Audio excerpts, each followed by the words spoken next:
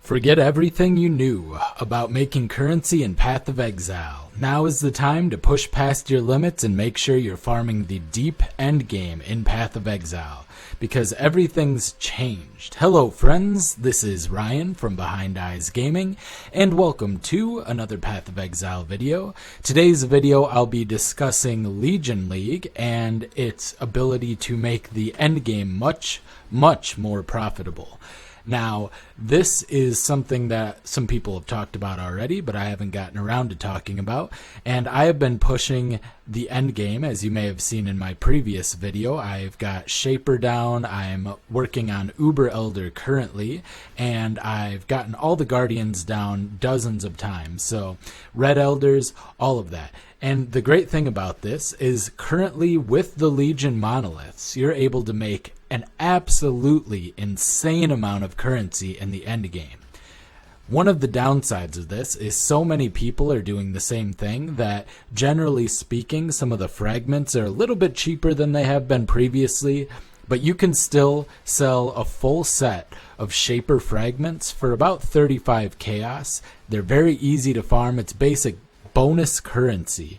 And not only that, there are a lot of very valuable incubators that you can only get in the end game, such as the Time Lost Incubator, which is currently going for 38 chaos, the Geomancer's Incubator, which is going for 19 chaos, and that is not to mention the fact that you can get an insane amount of maps, end game maps.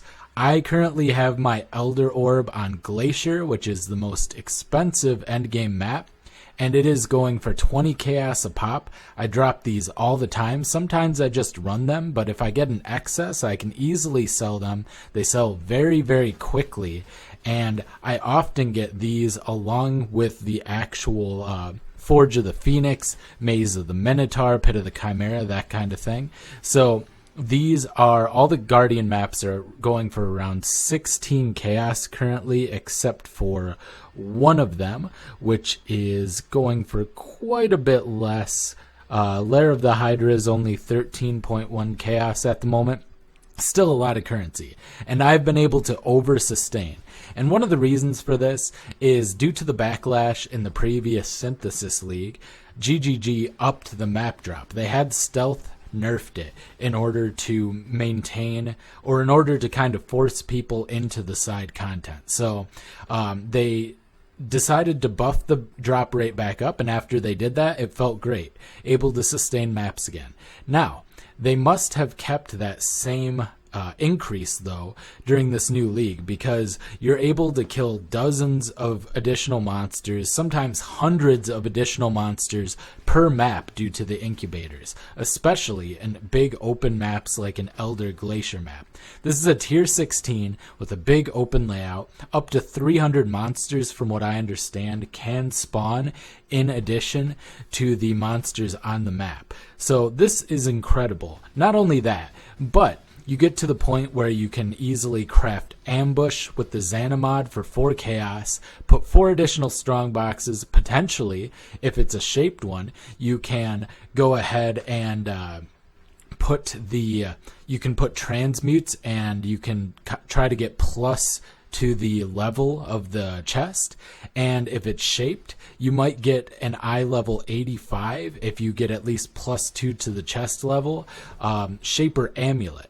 Now these are incredibly valuable because they can roll quantity. I'll often craft them myself, trying to get the quantity roll on them. I sold one earlier for 1.7 exalts because I was able to get quantity, cold damage, and elemental damage with attacks, and then I crafted life onto it. So that was incredible for a Magic Finder Wind Ripper. I got 10 quantity. So eye level 85 can be gotten from these chests from Ambush. It's an incredible way to make a lot of currency. I would highly recommend it. You can also put sextants onto maps. It's very easy to put them around Glacier or any other map that you might have eldered that is a white map, and you can get Strongbox or various additional monster added to the map onto the map itself. So you can get a lot of extra currency that way.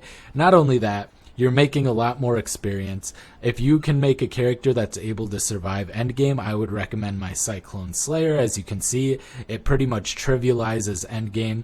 When all things are said and done, it does something like 1.6 million with about 5.5k health, which is a pretty decent amount of damage and life.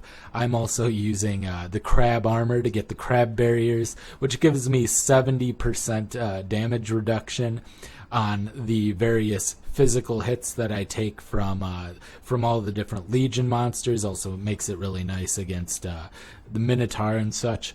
Although I'll switch to the Maim from Blood and Sand occasionally, or Flesh and Stone rather, for the extra 30% damage when I feel like farming with extra damage. But when it's a really sketchy map with extra damage, I'll go with the crab armor. Feels great. Aspect of the crab, one of my favorites. So this is a great currency making opportunity. So what I would do, instead of following any of the previous currency making, you can still craft and everything, but I would focus on completing your atlas, going one by one, getting all the way up to the center of the atlas. You're going to over sustain maps. It's going to be very easy. Just make sure you're at least elking.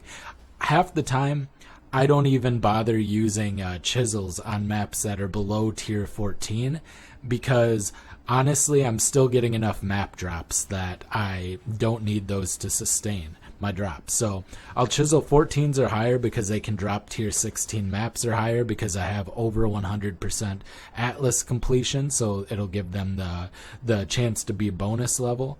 And anything below that I just will not bother, and it's been very successful for me. There's still a lot of additional things here. Another thing to note, you get more sulfite the higher level map you are, so you want to try to get high amount of item quantity on the map. In tier 16s, you can easily get 2200 per node of sulfite at least. So this is a huge amount. Even if you just go down to tier 13 or 14 maps, you're only going to get like 1400. So you're going to be getting upwards of 900 extra sulfite. This means you're going to be delving deeper. I've been able to finally delve to the highest monster level delves and get over delve level 250 for the first time in quite a while, just because I've been focusing on this endgame. So huge opportunity to make a lot of currency.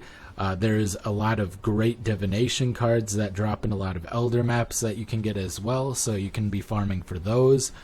You get fossils. You're more likely to get the gilded scarabs, and the scarabs can be incredible. A lot of times you want to use them yourself, but the gilded divination scarab is going for 37 chaos, and the sulfite one, which I've gotten a couple of the gilded sulfite scarabs, are going for 28 chaos apiece. I have actually been selling those rather than using them, because I want to use delve as a supplemental strategy, and I don't plan on actually delving down to delve level 500 or deeper. I just plan on kind of going sideways in the monster level 83 zones to try to make sure I'm still getting the best bases. I don't really have any desire to push the delve much deeper. I just want to get the maximum rewards in terms of the bases that can drop and the potential of things that can drop. But there are at least 10 scarabs that sell for more than 10 chaos, or 13 or more, so that is an incredible opportunity. You're also going to get a lot of free essences. Legion is just fantastic for farming up all of this. So one of the things I would recommend doing is just getting all your atlas completion, trying to get at least 130 atlas completion, and then just set up shop only doing tier 15 and 16 maps. Do 16 as long as you can. I honestly have been doing tier 16 maps and sustaining them very rarely. Maybe once every like 20 maps, having to dip back down to 15 to kind of rebuild my base. And I am sitting on just dozens of tier 15 maps at this point. So it's incredibly easy. I would highly recommend it. Kind of forget everything else you knew about the Legion League and making currency. Even if you want to craft, the best way to get your bases is this way. You're going to get an incredible amount of bases very quickly without having to spend your currency. So it's all kind of overhead. You're just you're spending, I don't know if overhead's the right word there, but it's all just gravy. Everything you make is pure profit. A lot of times I'm only spending like maybe five or six chaos per map, and I'm easily making 30, 40, 50 chaos, if not more, per map. So it's an incredible way to make a lot of currency fast. I would highly recommend it. I hope you enjoyed this video. Quick shout out to my patron Ty. Really appreciate you, man. If you want to become a patron, click on the icon in the upper right hand corner or the link in the description. Really helps out my channel. I'll be able to put out more videos.